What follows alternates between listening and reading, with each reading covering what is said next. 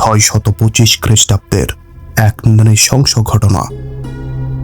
অতীতের এক ঘটনা স্মরণ হওয়ায় খালিদ হৃদয়ে এক গভীর বেদনা অনুভব করেন। হযরত খুবাইব রাদিয়াল্লাহু আনহু ও হযরত যায়েদ রাদিয়াল্লাহু আনহু এর হত্যা কুরাইশ নেতৃবৃন্দের মধ্যে বিভেদের বীজ বপন করেছিল।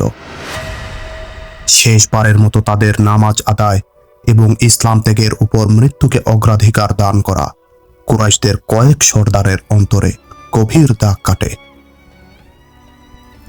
স্বয়ং খালিদ নিজেও মনে মনে হযরত খুবাইব রাদিয়াল্লাহু আনহু ও হযরত যায়েদ রাদিয়াল্লাহু আনহু এর ভূয়সী প্রশংসা করেন। মূলত এ ঘটনা থেকেই আবু সুফিয়ান ও তার স্ত্রী হিন্দার প্রতি তার হৃদয়ে অসম্মান ও বিদ্বেষের সৃষ্টি হয়।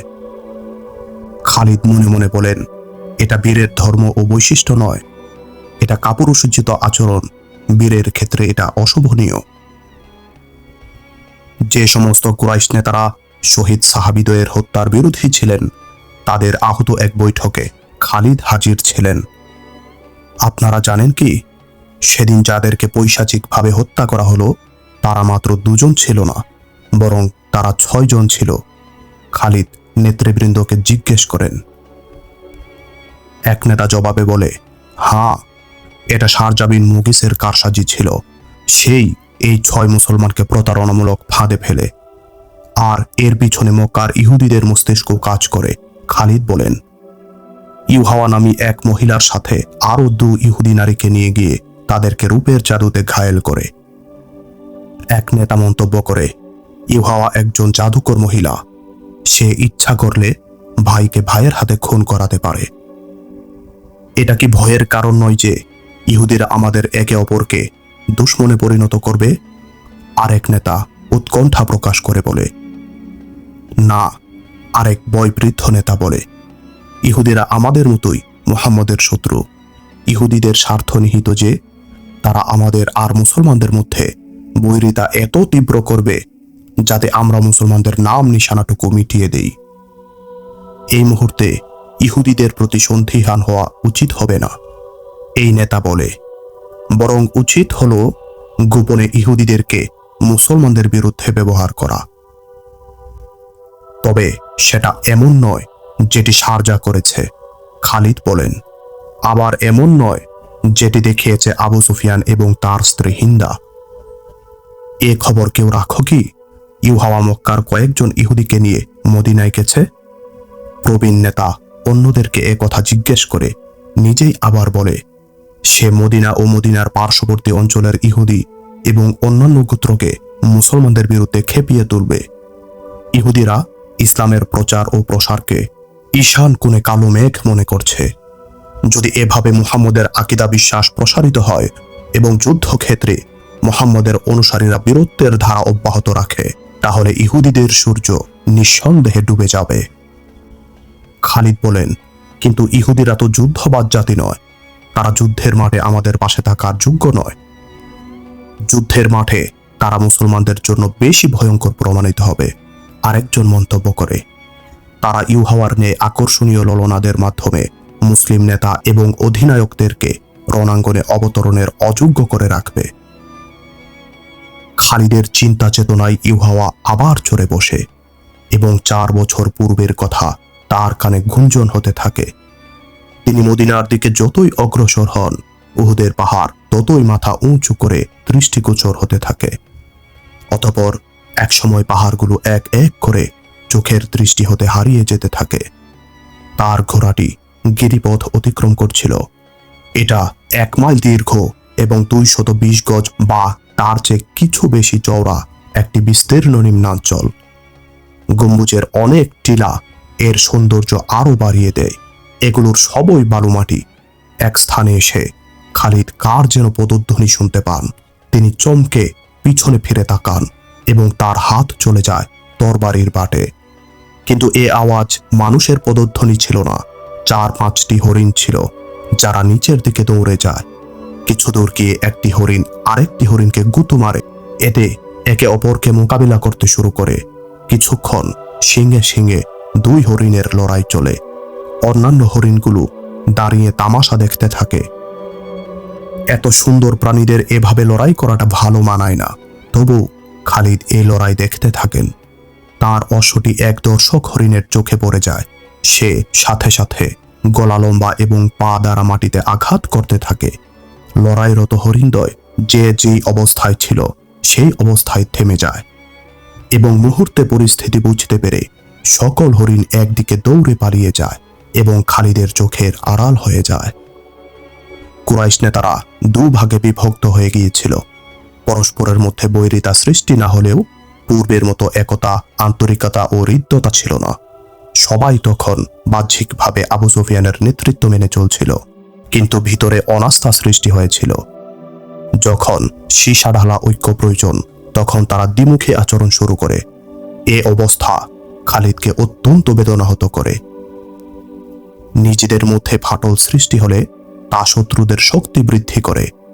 খালিদ একদিন আবু সুফিয়ানকে বলেন, অনৈক্যকে ঐক্যে রূপ দেওয়ার উপায় নিয়ে কখনো ভেবেছ কি? দীর্ঘ শ্বাস ছেড়ে আবু সুফিয়ান বলেন, অনেক ভেবেছি খালিদ। পূর্বের ন্যায় সকলেই এখনো আমার সাথে উঠা বসা করে এবং কথাবার্তাও বলে। অনেকের অন্তর আমার নিকট পরিষ্কার মনে হচ্ছে না। এখন এমন কোনো উপায় উদ্ভাবন করতে পারো যা অন্তরের পঙ্কিলতা দূরীভূত করে দেয়? খালিদ বলেন, হ্যাঁ, আমার মাথায় একটি উপায় রয়েছে। নেতাদের অন্তরের ফাটল সৃষ্টি হওয়ার আসল কারণ হচ্ছে তাদের ভুল ধারণা। তারা ভাবছে আমরা এখন কাগজে বীর। আমাদের হৃদয় মুসলমানদের ভয়ে ভীত। বিশেষ করে শারজা ধোঁকা দিয়ে 6 জন মুসলমানকে এনে এবং তাদের 2 জনকে আমাদের হাতে হত্যা করিয়ে আমাদের ঐতিহ্যকেই যেন বদলে দিয়েছে। এর প্রতিবিধান আমার মতে এভাবে করা যেতে পারে যে আমরা হয়তো মদিনা আক্রমণ করব, নতুবা মুসলমানদেরকে কোনো রণাঙ্গনে আহ্বান করে আমরা প্রমাণ করব যে আমরা কাগজে বীর নই, আমরা প্রকৃতই বীর। মুসলমানদের মূলোৎপাটন না করা পর্যন্ত আমাদের এ যুদ্ধ সাজ থাকবেই। আমার কাছে এর যুক্তিও রয়েছে, আবু সুফিয়ান গদগদ কণ্ঠে বলে। উহুদ যুদ্ধ শেষে আমি মুহাম্মদকে আহ্বান করেছিলাম, বদরে পরাজয়ের প্রতিশোধ আমরা উহুদে নিয়েছি। আমি তাকে আরো বলেছিলাম, কুরাইশদের অন্তরে প্রতিশোধের আগুন জ্বলতেই থাকবে। আগামী বছরই আমরা তোমাদেরকে বদর প্রান্তরে রাখব। খালিদ বলেন, হ্যাঁ, আমার মনে আছে। উমর জবাবে বলেছিল, আমাদেরও ইচ্ছা যে আমাদের সাথে তোমাদের পরবর্তী সাক্ষাৎ বদরেই হোক। আবু সুফিয়ান বলে, ঘোষণা উমর করলেও কথাগুলো কিন্তু মুহাম্মদেরই ছিল। মুহাম্মদ মারাত্মক আহত ছিল, জোরে কথা বলার শক্তি তার ছিল না। আমি এখনই মুহাম্মদের কাছে এই মর্মে বার্তা পাঠাচ্ছি যে অমুক দিন বদর প্রান্তরে এসো, দেখবে যুদ্ধ কাকে বলে।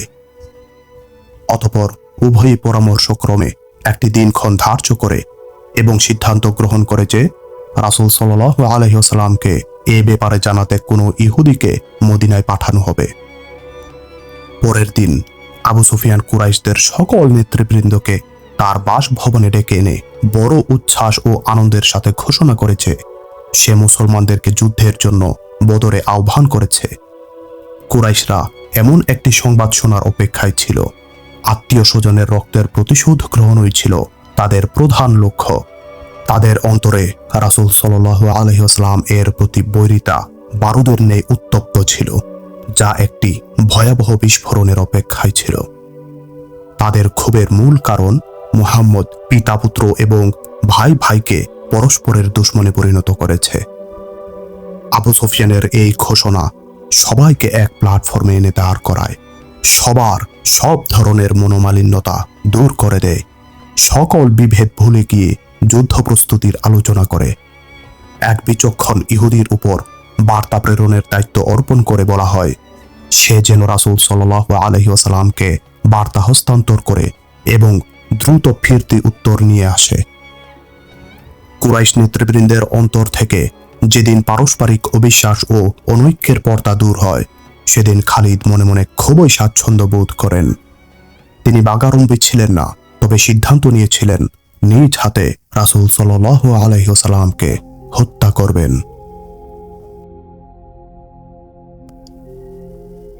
ইহুদি দূত সংবাদ নিয়ে আসে রাসূল সাল্লাল্লাহু আলাইহি ওয়াসাল্লাম আবু সুফিয়ানের প্রস্তাব সানন্দে গ্রহণ করেছেন।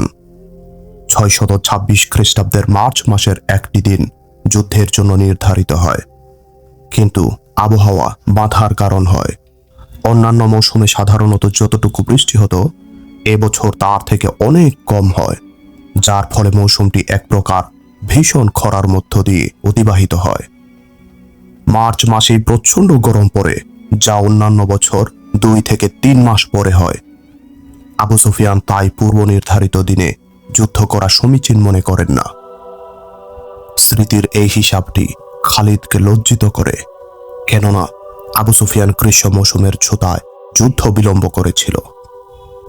বিখ্যাত ঐতিহাসিক ইবনে সাদ লেখেন, আবু সুফিয়ান কুরাইশ নেতৃবৃন্দকে একত্র করে বলে সে সৈন্য পাঠানোর আগে মুসলমানদের ভীত সন্ত্রস্ত করতে চায়।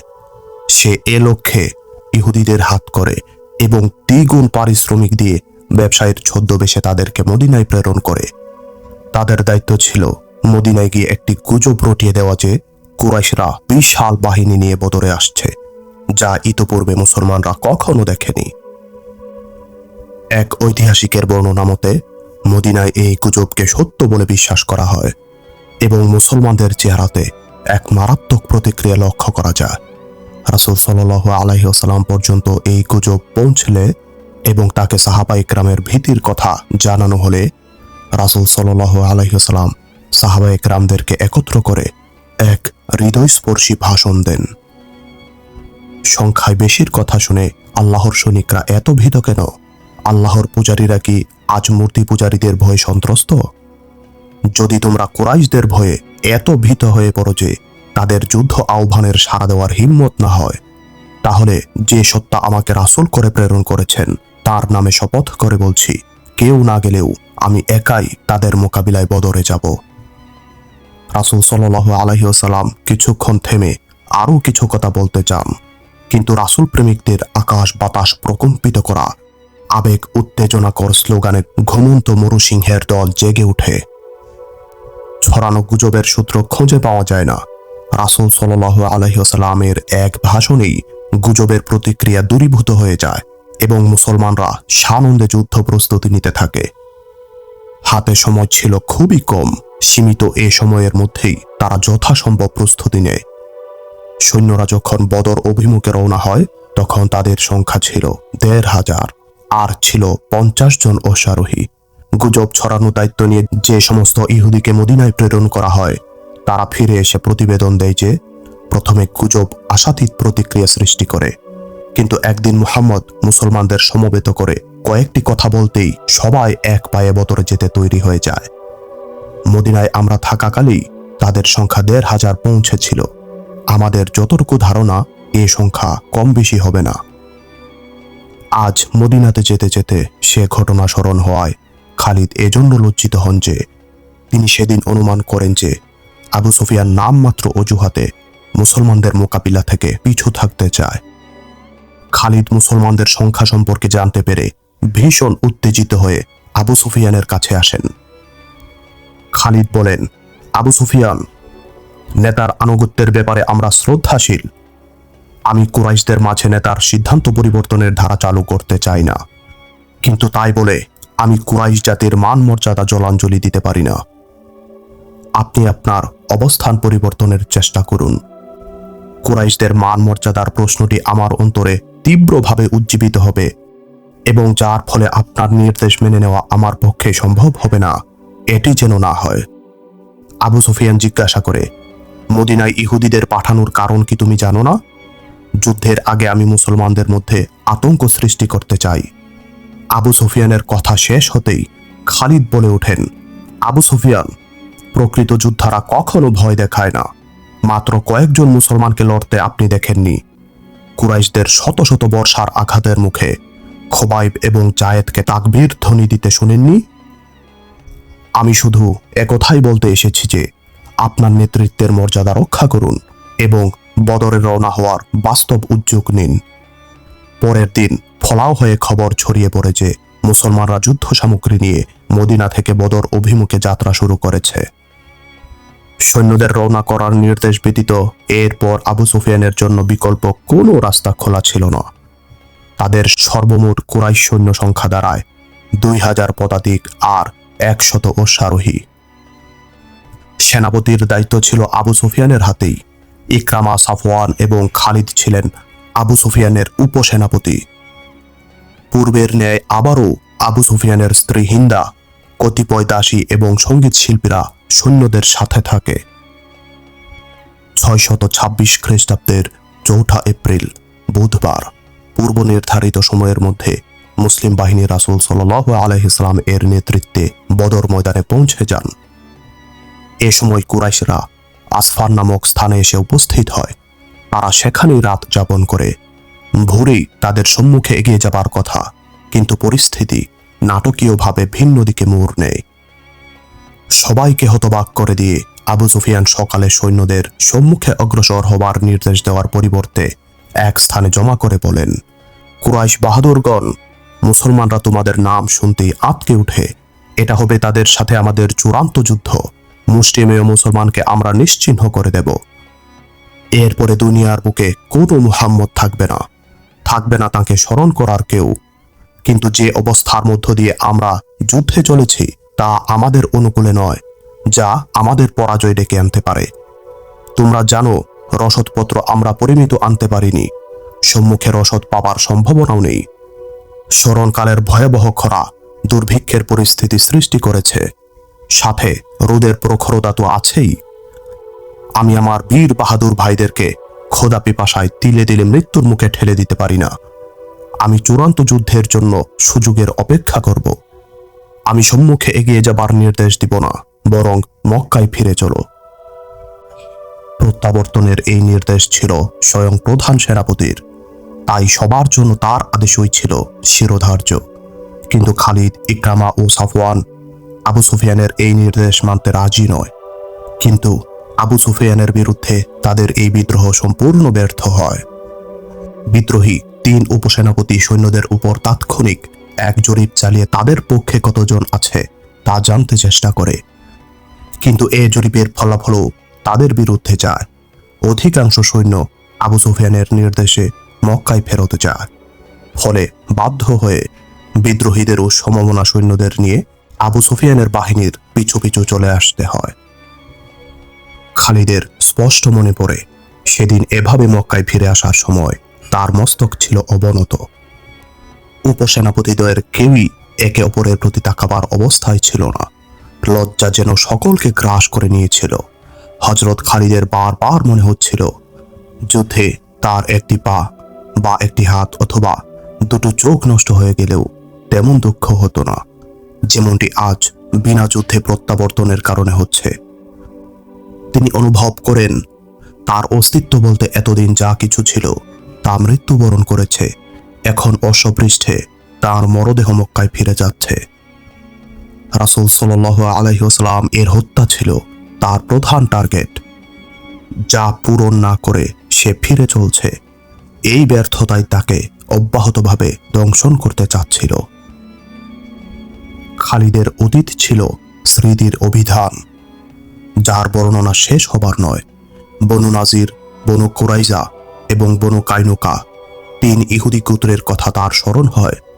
তারা কুরাইশদেরকে মুসলমানের বিরুদ্ধে উত্তেজিত করে, কিন্তু আবু সুফিয়ান তাদের প্ররোচনায় প্ররোচিত হয়নি। খালিদ চিন্তা করে আবিষ্কার করতে পারেননি যে আবু সুফিয়ানের দুর্ভিসন্ধি কি, মুসলমানদের বিরুদ্ধে যুদ্ধের নাম শুনলে তার এই ঘাবড়ানোর কারণ কি। চলতি বছরেই শীত মৌসুমের শুরুতে খাইবারের কতক ইহুদি মক্কায় যায়। তাদের নেতার নাম হুয়াই বিন আখতাব। এই লোকটি ইহুদি গোত্র বনু নাজিরের নেতা ছিল। ইহুদিরা ছিল প্রচুর স্বর্ণরৌপ্যের মালিক। এই ইহুদি দলটি আবু সুফিয়ান ও অন্যান্য কুরাইশ নেতৃবৃন্দের জন্য মূল্যবান উপহার সামগ্রী নিয়ে যায়। সাথে ছিল সুন্দরী রূপসী ললনারাও। ইহুদিরা মক্কায় প্রথমে আবু সুফিয়ানের সাথে দেখা করে, তাকে মূল্যবান উপহার প্রদান করে এবং রাতে নৃত্যশিল্পীদের দ্বারা মনোজ্ঞ নৃত্য পরিবেশন করেও দেখায়। এরপর হুয়াই বিন আখতাব খালিদ, ইকরামা ও সাফওয়ানের উপস্থিতিতে আবু সুফিয়ানকে বলে, তারা যদি এখনোই মুসলমানদের নিশ্চিহ্ন না করে এবং তাদের অগ্রসরমান যাত্রার গতিরোধ না করে, তাহলে ইয়ামামাকেও একদিন তারা দখল করে নিবে। আর তাদের পা একবার ইয়ামামার মাটি স্পর্শ করতে পারলে তখন আপনাতেই বাহরাইন ও ইরাকমুখী কুরাইশদের বাণিজ্যের রাস্তা চিরতরে রুদ্ধ হয়ে যাবে। বাণিজ্যের এ রাস্তাটি ছিল কুরাইশদের শাহরগ এবং অর্থনীতির প্রতীক। হুয়াই বিন আখতাব বলে, আপনারা যদি আমাদের সাথে থাকেন তাহলে আমরা মুসলমানদের বিরুদ্ধে গোপন পরিকল্পনা বাস্তবায়নের উদ্যোগ গ্রহণ করতে পারি। আবু সুফিয়ান বলে, আমরা সংখ্যায় দ্বিগুণ হওয়া সত্ত্বেও মুসলমানদের পরাস্ত করতে পারিনি। 3 গুণ বেশি হলেও তাদের পরাস্ত করা সম্ভব নয়। কিছু গোত্র আমাদের সাথে এসে যোগ দিলেই কেবল আমরা মুসলমানদের নিশ্চিহ্ন করতে পারি। হুয়াই বিন আখতাব বলে, এ ব্যবস্থা আমরা ইতিমধ্যেই করে রেখেছি। গাতফান এবং বনু আসাদ গোত্র আপনাদের সাথে থাকবে। আমাদের প্রচেষ্টার ফলে আরও কয়েকটি গোত্র আপনাদের সঙ্গে চলে আসবে। খালিদের স্মৃতির আয়নায় কোনো কিছুই অস্পষ্ট নয়। বিগত দিনের সব কিছুই তার স্মৃতিপটে ভাসতে থাকে। তার মনে পড়ে আবু সুফিয়ানের ভীতু চেহারা। আবু সুফিয়ান ভালো করেই জানতেন কুরাইশদেরকে এভাবে উত্তেজিত করার পেছনে ইহুদিদের বড় স্বার্থ হল তারা ইসলামের উত্থানকে ইহুদিদের জন্য সরাসরি চ্যালেঞ্জ বলে আশঙ্কা করত। কিন্তু চতুর ইহুদিরা এ প্রসঙ্গ এড়িয়ে আবু সুফিয়ানের কাছে এমন চিত্র তুলে ধরে যার মধ্যে মুসলমানদের হাতে কুরাইশদের ধ্বংস ছিল ভোরের আলোর ন্যায় স্পষ্ট। তাছাড়া আবু সুফিয়ানের উপর খালিদ, ইকরামা ও সাফওয়ানের ক্রমবর্ধমান চাপও ছিল উল্লেখযোগ্য। ঋতুচক্রের প্রতিকূলতা এবং দুর্ভিক্ষ সত্ত্বেও যদি মুসলমানরা যুদ্ধ করতে পারে তাহলে আমরাও যুদ্ধ করতে পারতাম। আপনি মিথ্যার আশ্রয় নিয়ে আমাদেরকে প্রতারিত করেছেন। আবু সুফিয়ান ভীরু, সে পুরো গোত্রকেই কাপুরুষ বানিয়েছে। এখন মুহাম্মদের অনুসারীরা আমাদের মাথার উপর লাফিয়ে পড়বে। এ জাতীয় তিরস্কার ও বিদ্রুপাত্মক বিভিন্ন কথাবার্তা শহরের অলিগলিতে ফলাও হয়ে প্রচারিত হতে থাকে। এ আওয়াজ উঠানোর পেছনে ইহুদিদের হাত ছিল, কিন্তু কুরাইশদের সক্রিয়তা এবং প্রতিরোধ স্পৃহা তাদেরকে অস্থির করে তোলে। আবু সুফিয়ানের অবস্থা এতই নাজুক হয়ে পড়ে যে তিনি বাইরে বের হওয়ায় ছেড়ে দেন। খালিদের সেদিনের কথা স্মরণ হয় যেদিন আবু সুফিয়ান তাকে তার বাসভবনে ডেকে পাঠায়।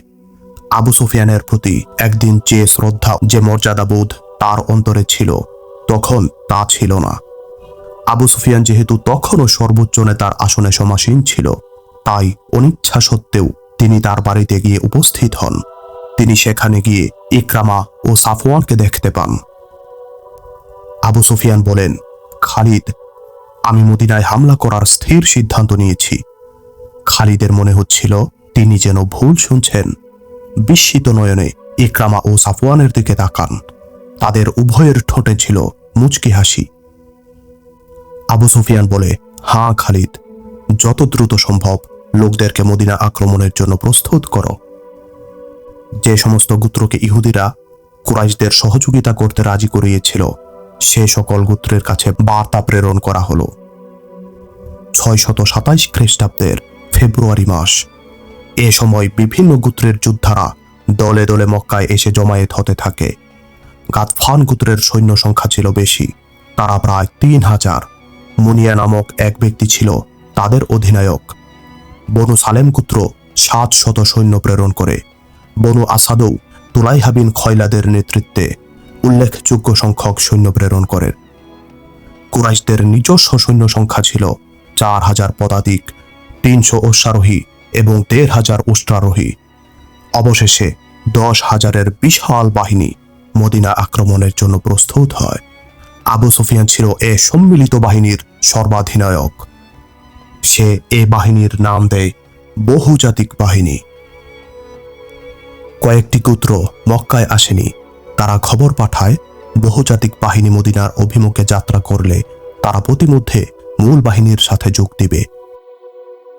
বহুজাতিক বাহিনীর মদিনাভিমুখে যাত্রা করার ঐতিহাসিক সময়ের কথা খালিদের স্মৃতিতে ভেসে ওঠে।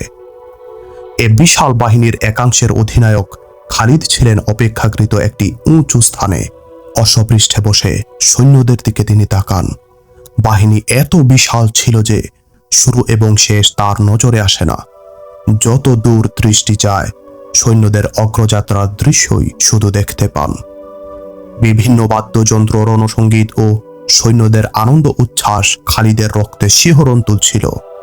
তিনি গর্দান সোজা করে মনে মনে বলতে থাকেন, এবার মুসলমানরা নিশ্চয়ই পিষ্ট হয়ে যাবে, আর ইসলামের অনুকরণা আরবের বালুর সাথে একাকার হয়ে চিরদিনের জন্য বিলুপ্ত হয়ে যাবে।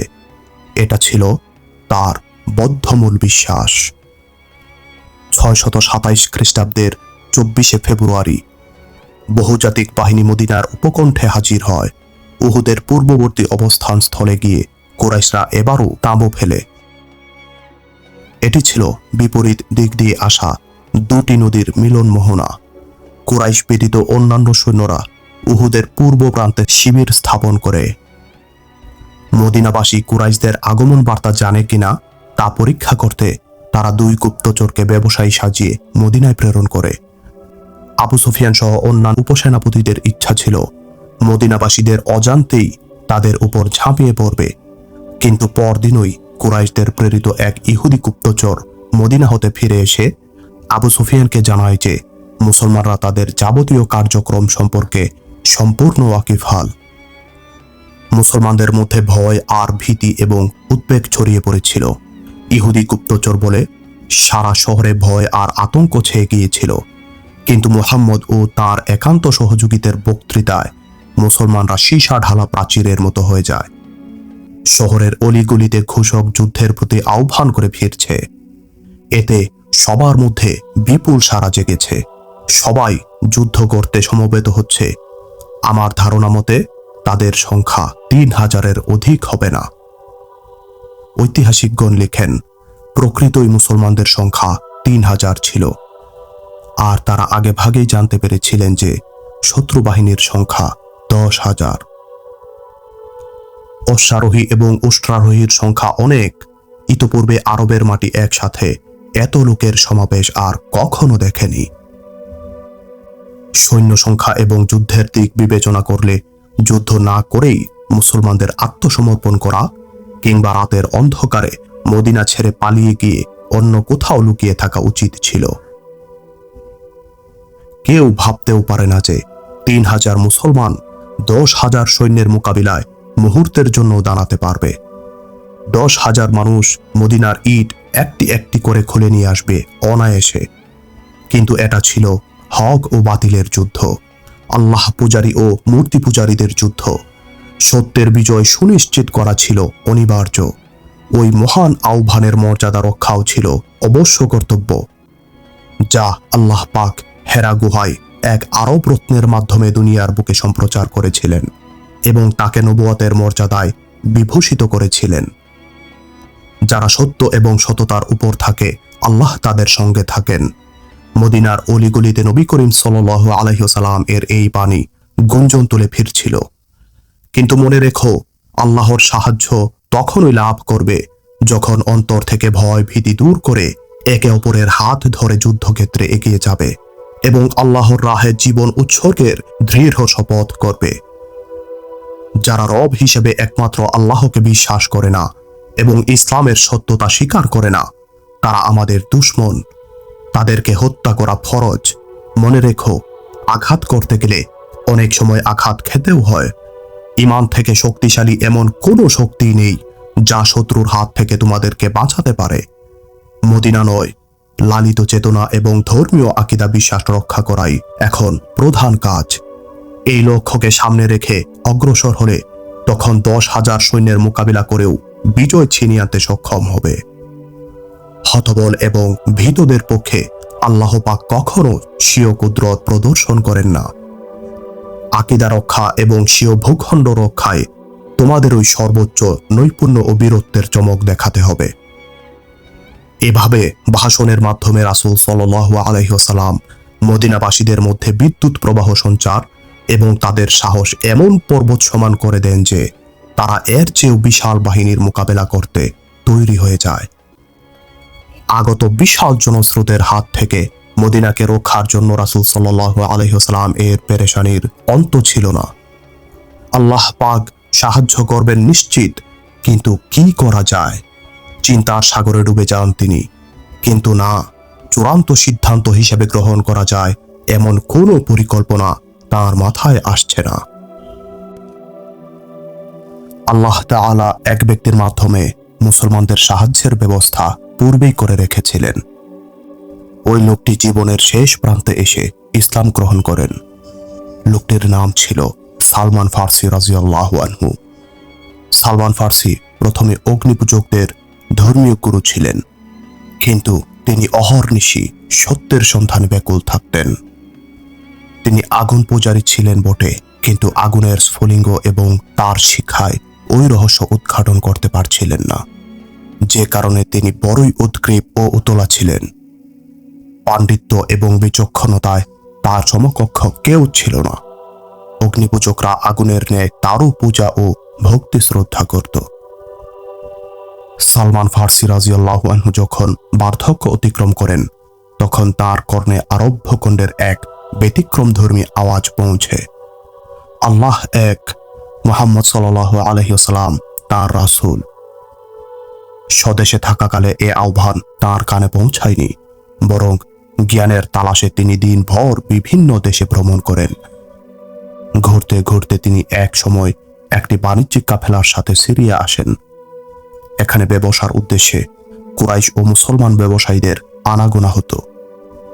কুরাইশ ব্যবসায়ীরাই সর্বপ্রথম ঠাট্টা ছলে তার কানে এ খবর পৌঁছায় যে তাদের গোত্রের এক ব্যক্তির মাথা খারাপ হয়ে গেছে, সে নিজেকে নবী বলে দাবি করছে।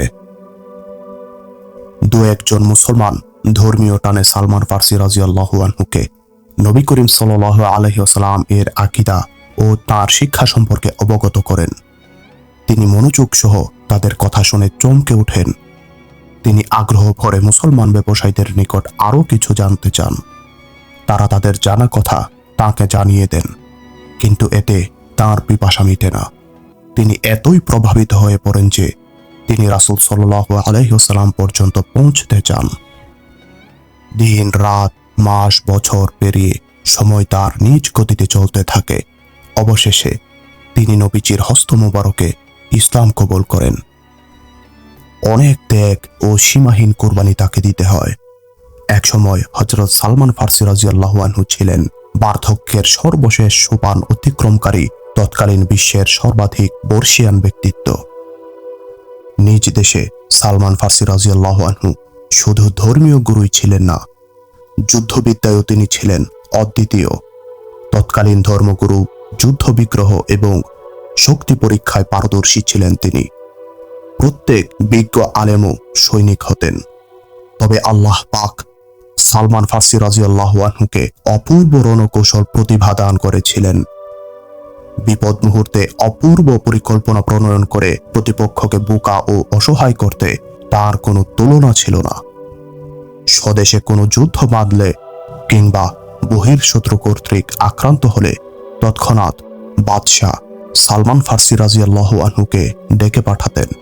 সামগ্রিক পরিস্থিতি তাকে জ্ঞাত করে জরুরি পরামর্শ চাইতেন। প্রখ্যাত সেনাপতিরাও ছিল তার শিষ্য। সালমান ফার্সি রাদিয়াল্লাহু আনহু এ সময় মদিনায়, তখন তিনি একজন সম্মানিত সাহাবী ছিলেন। রাসূল সাল্লাল্লাহু আলাইহি ওয়াসাল্লাম তার অপূর্ব রণকৌশল সম্পর্কে জানতে পেরে পুরো পরিস্থিতি তার সামনে তুলে ধরেন।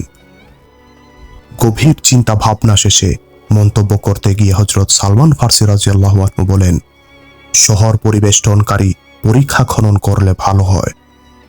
রাসূল সাল্লাল্লাহু আলাইহি ওয়াসাল্লাম এবং সেখানে উপস্থিত সাহাবায়ে কেরাম এবং কমান্ডারগণ পরস্পরের মুখের দিকে চেয়ে থাকেন। হযরত সালমান ফার্সি রাদিয়াল্লাহু আনহু কি বলছেন? কারণ আরবের লোকেরা পরীক্ষা সম্বন্ধে জ্ঞাত ছিলেন না। পারস্যে পরীক্ষা খননের প্রচলন ছিল। পরীক্ষার কথা শুনে সবাইকে অবাক হতে দেখে সালমান ফার্সি রাদিয়াল্লাহু আনহু পরীক্ষার বিস্তারিত বিবরণ ও প্রতিরক্ষার কথা বৈঠকে তুলে ধরেন। রাসূল সাল্লাল্লাহু আলাইহি ওয়াসাল্লাম এর মতো ঐতিহাসিক রণকৌশলী সেনাপতি অতি সহজেই পরীক্ষার প্রয়োজনীয়তা এবং গুরুত্ব বুঝতে সক্ষম হন। কিন্তু রাসূলের সেনাপতিগণ পড়েন দুটা নয়। বিস্তৃত এ শহরের চারপাশে বেশ দৈর্ঘ্য ও প্রস্থ বিশিষ্ট গভীর খন্দক খনন করা তাদের পক্ষে অসম্ভব মনে হয়। কিন্তু রাসূল সাল্লাল্লাহু আলাইহি ওয়াসাল্লাম খন্দক খননেরই চূড়ান্ত সিদ্ধান্ত নিলে তাদের আপত্তির কোনো অবকাশ রইল না। খন্দকের দৈর্ঘ্য, প্রস্থ এবং গভীরতার পরিমাপ করা হয়। খননযোগ্য স্থান এবং খননকারীদের সংখ্যা সামনে নিয়ে এসে কতজন কতটুকু জায়গা খনন করবে তা ভাগ করে দেওয়া হয়। এ বন্টন হিসেবে প্রতি 110 জনের ভাগে 40 হাত খননের দায়িত্ব পড়ে।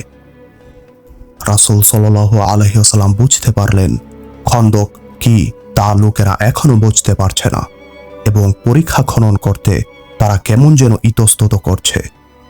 তিনি কোনো কথা বলেন না, তিনি নিজেই কোদাল নিয়ে খনন করতে শুরু করেন। এ দৃশ্য দেখে সাহাবায়ে কেরামের দ্বিধাদ্বন্দ্ব দূর হয়। তারা কোদাল ও বেলচা নিয়ে তাকবীর ধ্বনি দিয়ে মাটি সরাতে থাকেন। একসময় কবি হাসান বিন সাবাত রাদিয়াল্লাহু আনহু চলে আসেন। নাতের জগতে তিনি ছিলেন অতুলনীয় নক্ষত্র। রাসূল সাল্লাল্লাহু আলাইহি ওয়াসাল্লাম তাকে সাথে রাখেন।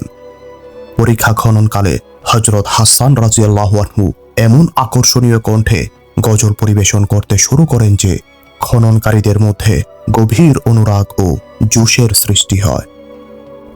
পরীক্ষার দৈর্ঘ্য কয়েক গজ ছিল না, বরং কয়েক মাইল পর্যন্ত বিস্তৃত ছিল। শাইখান পর্বত থেকে বনি উবাইদ পর্বত পর্যন্ত খনন করা লক্ষ্য ছিল। মাটি ছিল কোথাও নরম এবং কোথাও পাথরের মতো শক্ত। দুশমন কাছাকাছি থাকায় এ খনন প্রকল্প অতি দ্রুত সম্পন্ন করা আবশ্যক হয়ে পড়েছিল। কুরাইশ বাহিনী এই অপূর্ব প্রতিরোধ ব্যবস্থা সম্পর্কে সম্পূর্ণ অজ্ঞাত অবস্থায় উহুদ পর্বতের অপর প্রান্তে ক্যাম্প করে অবস্থান করছিল। এর পেছনে অবশ্যই ইহুদিদের হাত ছিল।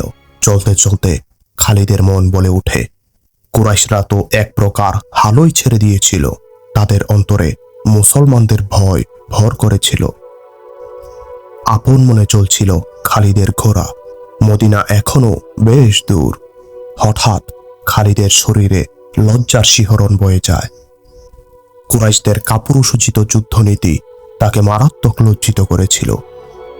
তিনি সহজভাবে মেনে নিতে পারছিলেন না যে ইহুদিদের জোর প্রচেষ্টার পর কুরাইশ সেনাপতি আবু সুফিয়ান মদিনা আক্রমণের সিদ্ধান্ত নেন। অবশ্য লড়াইয়ের সংবাদে তিনি খুব খুশি হন। ইহুদিদের প্রচেষ্টার ফলে আরব ভূমিতে এটাই সর্বপ্রথম বৃহৎ সৈন্য সমাবেশ হলেও খালিদ সৈন্য সমাবেশের পয়েন্টে খুবই খুশি ছিলেন। এ কথা ভেবে তিনি মনে মনে বড়ই আনন্দিত হন যে বিশাল এ সেনাবাহিনী দেখেই মুসলমানরা মদিনা ছেড়ে পালাবে। আর যদিও বা খুব সাহস করে যুদ্ধে অবতীর্ণ হয়, তবে খুব অল্প সময়ের মধ্যেই তারা শোচনীয়ভাবে পরাজিত হবে। উহুদের অপর প্রান্তে সৈন্যরা ক্যাম্পে অবস্থানকালে তিনি অত্যন্ত উৎফুল্ল ছিলেন। যে প্রভাতে আক্রমণের কথা ছিল তার পূর্বের রাতে তার মধ্যে এমন উত্তেজনার সৃষ্টি হয় যে তিনি নিজেকে সামলাতে পারছিলেন না। চতুর্দিকে মুসলমানদের ছড়িয়ে থাকা লাশ আর লাশ তিনি কল্পনার চোখে দেখতে পান। পরদিন প্রত্যুষে মহাজাতিক বাহিনী 10,000 সৈন্য মদিনা আক্রমণ করতে উহুদকে পেছনে ফেলে মদিনার দিকে এগিয়ে চলে সারিবদ্ধভাবে। কুরাইশ বাহিনী মদিনার উপকণ্ঠে পৌঁছে হঠাৎ থেমে যায়। গভীর পরীক্ষা তাদের পথ আগলে দাঁড়ায়। সেনাপতি আবু সুফিয়ান সৈন্যদের মধ্যভাগে ছিল। হঠাৎ সেনাপতিদের থেমে যেতে দেখে সে দ্রুত ঘটনাস্থলে এসে পৌঁছে। কুরাইশদের বাহাদুর বাহিনী থেমে গেলে কেন? আবু সুফিয়ান উচ্চ স্বরে বলছিল, তুফানের মতো অগ্রসর হও এবং মুহাম্মদের অনুসারী মুসলমানদেরকে পিষ্ট করে ফেলো। শহরের প্রতিটি ইট খুলে ফেলো। আবু সুফিয়ান সামনে অগ্রসর হলে সে নিজেই ঘোড়ার লাগাম টেনে ধরে এবং সৈন্যদের ঘোড়ার ন্যায় তার ঘোড়াও থেমে যায়। সামনে পরীক্ষা দেখে সে থমকে যায়। নীরবতা তাকে ছেয়ে ফেলে। আল্লাহর কসম, এটি একটি নতুন জিনিস যা আমার চোখ আগে কখনো দেখেনি। আবু সুফিয়ান ক্রোধ কম্পিত কণ্ঠে বলে, আরবের যোদ্ধারা বিস্তৃত ময়দানে লড়াই করে আসছে। খালিদ বিন ওয়ালিদকে ডাকো, ইকরামা এবং সাফওয়ানকেও ডাকো। আবু সুফিয়ান পরীক্ষার কিনারা দিয়ে ঘোড়া নিয়ে চক্কর দিতে থাকে। পরীক্ষা অতিক্রম করতে পারে এমন কোনো জায়গা তার চোখে পড়ে না। শাইখাই নামক উঁচু পর্বত থেকে বনু উবাইদ এর উপর দিয়ে পশ্চাৎভাগ পর্যন্ত ছিল পরীক্ষা। মদিনার পূর্ব দিক, শাইখাইন ও অন্যান্য পাহাড় কুদরতিভাবে মদিনাকে নিরাপদ রাখে। আবু সুফিয়ান অনেক দূর পর্যন্ত পরীক্ষার অবস্থা পর্যবেক্ষণ করে। পরীক্ষার ওপারে সতর্ক প্রহরীর মতো মুসলমানরা টহল দিচ্ছিল। সে কিছুক্ষণ পায়চারি করে ঘোড়া ঘুরিয়ে সৈন্যদের কাছে ফিরে আসে। উল্টো দিক থেকে 3টি ঘোড়া দৌড়ে এসে তার পাশে এসে থেমে যায়। খালিদ, ইকরামা ও সাফওয়ানের ঘোড়া। দেখলে মুসলমানরা কত ভীতু? আবু সুফিয়ান 3জনকে লক্ষ্য করে বলে, প্রতিমধ্যে গতিরোধ করে কিংবা রাস্তায় গর্ত খনন করে দুশমনের সাথে কখনো লড়েছ? সেদিন আবু সুফিয়ানের কথা শুনে খালিদ নির্বাক হয়ে গিয়েছিলেন। আজ মদিনার দিকে গমনকালে তার সে কথা স্মরণ হয়। সেদিন তার চুপ থাকার কারণ এই ছিল না যে আবু সুফিয়ান মুসলমানদেরকে ভীত বলছিল, তার ঠিকই ছিল, বরং তিনি নীরবতা অবলম্বন করে এই চিন্তা করছিলেন যে বর্তমান পরিস্থিতিতে পরীক্ষা খনন কোনো ভীতুর পরিচয় ছিল না, বরং এটা বিচক্ষণ ও বুদ্ধিমানের পরিচয় ছিল। শহর প্রতিরক্ষার উপায় হিসেবে এই পরিকল্পনা যিনি করেছেন তিনি কোনো সাধারণ মেধার লোক নন। ইতপূর্বেও তিনি টের পেয়েছিলেন যে মুসলমানরা লড়াইয়ের ক্ষেত্রে শুধু দৈহিক শক্তির উপর নির্ভর করে না, তারা মেধা এবং বিচক্ষণতাকেও ব্যবহার করে। খালিদের দেমাগও এ ধরনের যুদ্ধ কৌশল জন্মদিত। মুসলমানরা সংখ্যায় অল্প হওয়া সত্ত্বেও বদর যুদ্ধে বিশাল কুরাইশ বাহিনীকে শোচনীয়ভাবে পরাজিত করেছিল। খালিদ পরবর্তীতে একাকী বসে এ পরাজয়ের কারণ বের করার চেষ্টা করেন। মুসলমানদের বিজয়ের কারণ হিসেবে চিহ্নিত হয়েছিল প্রতিটি মুসলিম যোদ্ধার অপূর্ব বিচক্ষণতা। উহুদ যুদ্ধেও মুসলমানদের নিশ্চিত পরাজয় ছিল, কিন্তু এর পরেও মুসলমানদের মেধা ও বিচক্ষণতার দরুন অবশেষে জয় পরাজয় ছাড়াই যুদ্ধ শেষ হয়। আরও ব্যাপার ছিল খালিদ নিজেই নিজের জবাবে বলেন, যা কিছু থাকুক না কেন, আমি এটা মানতে পারবো না যে মুহাম্মদ জাদু বলেই এমনটি সম্ভব হয়েছে, কিংবা তার হাতে কোনো জাদু আছে।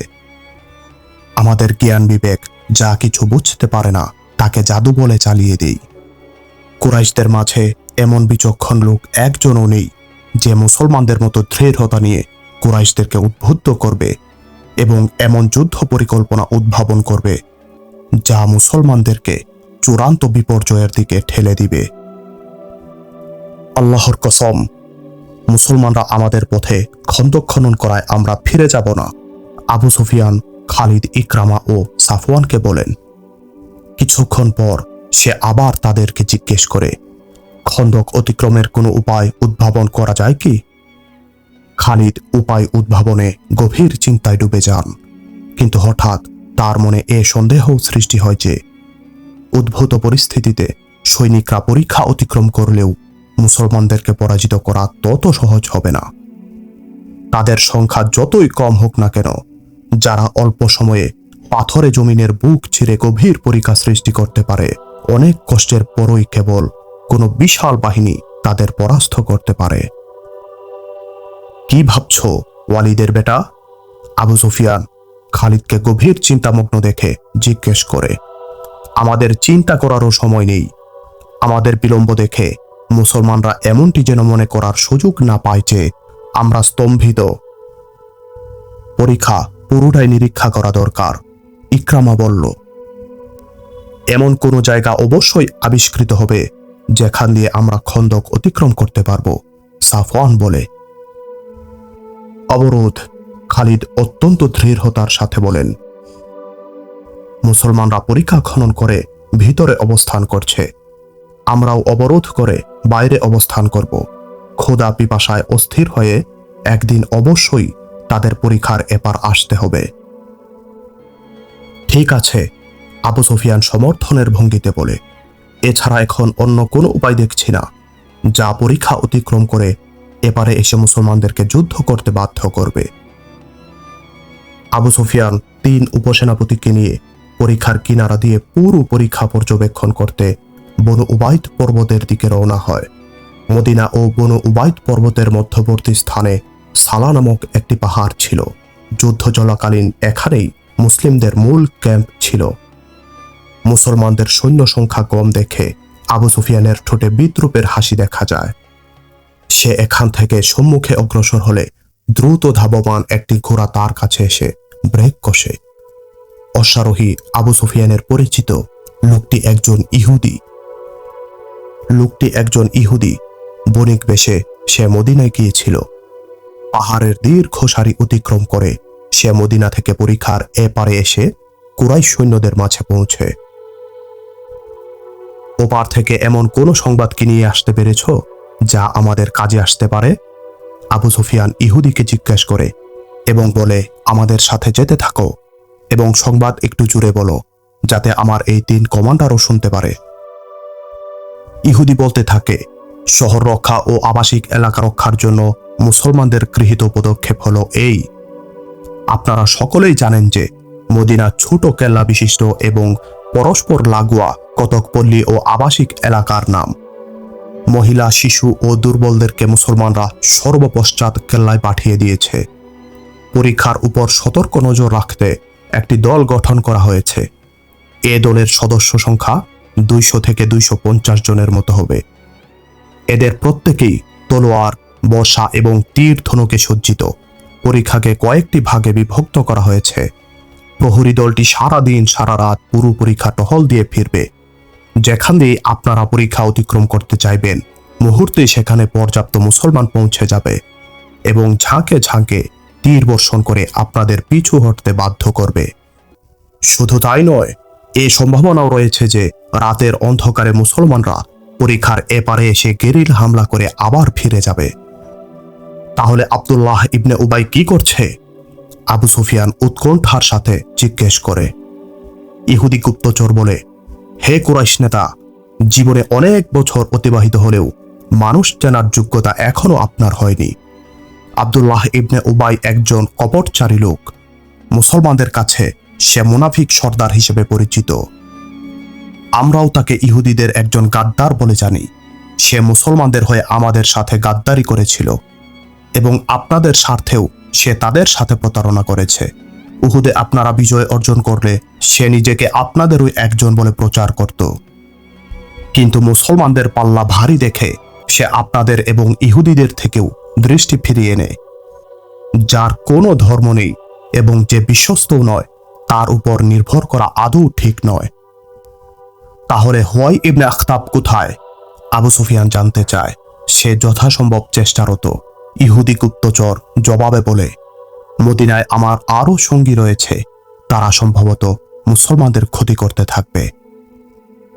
মদিনায় গমনকালে এ কথা ভেবে খালিদের নিজের কাছে নিজেকে খুব হালকা মনে হয় যে মক্কা থেকে রওনা হওয়ার পর 10,000 সৈন্যের বিশাল বাহিনী চলার দৃশ্য দেখে তার গর্দান উঁচু এবং গর্বে বুক ফুলে গিয়েছিল।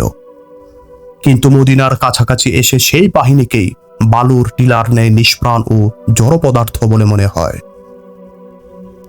অবরোধের চিত্রও তার মনে পড়ে। সৈন্যদের যে অংশটি তার নেতৃত্বাধীন ছিল, তাদেরকে তিনি অতীব নৈপুণ্যের সাথে অবরোধ কর্মে বিন্যস্ত করে রেখেছিলেন। দীর্ঘ 22 দিন অবরোধ অব্যাহত থাকে। 10 দিন যেতে না যেতেই মদিনার মুসলমানরা খাদ্য সংকটে পড়ে, কিন্তু এতে কুরাইশদের তেমন কোনো লাভ হয় না, কেননা তাদেরও রসদ সামগ্রী পরিমাণে কম ছিল। তারা ভাবতে পারেনি যে মুসলমানদের অবরোধে তাদের দীর্ঘ সময় অবস্থান করতে হবে। খাদ্য সংকট মদিনার মুসলমানরা যেমনিভাবে অনুভব করে, তার থেকে কোনো অংশেই কুরাইশদের খাদ্য সংকট কম ছিল না। তীব্র খাদ্য সংকটে সৈনিকদের মধ্যে বিরূপ প্রতিক্রিয়া সৃষ্টি হতে থাকে। ঐতিহাসিক ইবনে হিশাম লেখেন, মদিনায় যখন খাদ্যের পর্যাপ্ত মজুদ ছিল না এবং জনগণকে দৈনিক প্রয়োজনের খাদ্য আহার দেওয়া হচ্ছিল, ঠিক সেই স্পর্শকাতর মুহূর্তে মুনাফিক ও ইহুদিরা চক্রান্তে মেতে ওঠে। সর্বপ্রথম এ কথা কে আবিষ্কার করে তার খোঁজ পাওয়া না গেলেও শহরের সর্বত্র গুঞ্জরিত হতে থাকে, মুহাম্মদ আমাদের মর্মান্তিক মৃত্যুর ব্যবস্থা করেছে। কারণ সে মুখে একথা বলছে, অচিরেই কাইসার এবং কিসরার ধনাগার যে আমাদের কর্তলগত হবে, কিন্তু এখন পর্যন্ত তার নবুয়তের সপক্ষে এ প্রমাণটুকু পেশ করতে পারেনি যে খাদ্য সংকটের এ মুহূর্তে আমাদের জন্য আকাশ থেকে খাদ্য সামগ্রী আসবে। ইসলাম গ্রহণ করলেও মানুষ তো রক্ত মাংসেরই গড়া ছিল। উদরপূর্তির প্রশ্নটি ছিল তাদের দুর্বল পয়েন্ট। এ পয়েন্টে এসে তাদের মধ্যে শহরের ওই গুঞ্জনটি প্রভাব ফেলতে সক্ষম হয়। অনেকের চেহারায় হতাশার চিহ্ন ফুটে ওঠে। এমত অবস্থায় আরেকটি আহ্বান তাদেরকে পেটের ভূতের হাত থেকে রক্ষা করে। তোমরা কি আল্লাহর সম্মুখে একথা বলতে চাও যে আমরা আল্লাহর পূজার চেয়ে অধিক পেট পূজারী ছিলাম? এটি ছিল এক বজ্রধ্বনি যা শহরের অলিগলিতে প্রতিধ্বনি হচ্ছিল। আজ আল্লাহর প্রিয় পাত্র তারাই গণ্য হবে যারা আল্লাহর রাসূলের সাথে খোদা তৃষ্ণার্ত অবস্থায় জীবন বাজি রাখবে। আল্লাহর কসম, এর থেকে বড় কাপুরুষতা এবং বেইজ্জতি মদিনাবাসীদের জন্য আর কি হতে পারে যে আমরা মক্কাবাসীদের পদতলে লুটিয়ে পড়ব এবং দু হাত জোর করে বলবো, আমরা তোমাদের গোলাম, আমাদেরকে কিছু খেতে দাও। রাসূল সাল্লাল্লাহু আলাইহি ওয়াসাল্লাম শহর রক্ষায় এমন ব্যস্ত ছিলেন যে তার দিন রাত সব একাকার হয়ে গিয়েছিল। তিনি নিঃসন্দেহে আল্লাহর প্রিয় নবী। তিনি ইচ্ছা করলে মুজেজা স্বরূপ কিছু দেখাতে পারতেন, কিন্তু তার এই সতর্ক অনুভূতি ছিল যে আমি নবী হলেও অন্য মানুষ তো আর নবী নয় এবং কিয়ামত পর্যন্ত আর কোনো নবী আসবে না। তাই মানুষের নিকট এমন দৃষ্টান্ত রেখে যেতে হবে যে মানুষ তার আল্লাহ প্রদত্ত নশ্বর দেহ এবং আত্মিক শক্তি দৃঢ়তার সাথে পূর্ণ কাজে লাগালে মুজেজার মতো চমৎকার দেখাতে পারে। অবরোধকালীন রাসূল সাল্লাল্লাহু আলাইহি ওয়াসাল্লাম এর কর্মতৎপরতা এবং তার অবস্থা একজন সেনাপতির পাশাপাশি একজন সৈনিকের মতো ছিল। রাসূল সাল্লাল্লাহু আলাইহি ওয়াসাল্লামের এহেন তৎপরতা দেখে মুসলমানরা তাদের ক্ষুধা পিপাসার কথা একদম ভুলে যায়। তাদের মধ্যে এমন জোশ ও প্রেরণা সৃষ্টি হয় যে অনেকে আবেগতাড়িত হয়ে পরীক্ষার একদম কাছে চলে আসত এবং কুরাইশদের কাপুরুষ বলে বিদ্রূপ করত। প্রিয় ভাই আমার, এই চ্যানেলটি একটি দ্বীনি শিক্ষার চ্যানেল। বিভিন্ন হাদিস, সাহাবীদের জীবনী ইত্যাদি প্রচারের জন্য এই চ্যানেলটি কাজ করে থাকে। অনুগ্রহপূর্বক লাইক, কমেন্ট ও শেয়ার করে এই দ্বীনি কাজে শরিক হন এবং চ্যানেলটি সবার কাছে ছড়িয়ে দিতে সাহায্য করুন এবং প্রতিনিয়ত এই ধরনের তথ্য জানতে আমাদের চ্যানেলটি সাবস্ক্রাইব করে আমাদের পাশেই থাকুন। ধন্যবাদ। আসসালামু আলাইকুম ওয়া রাহমাতুল্লাহি ওয়া বারাকাতুহু।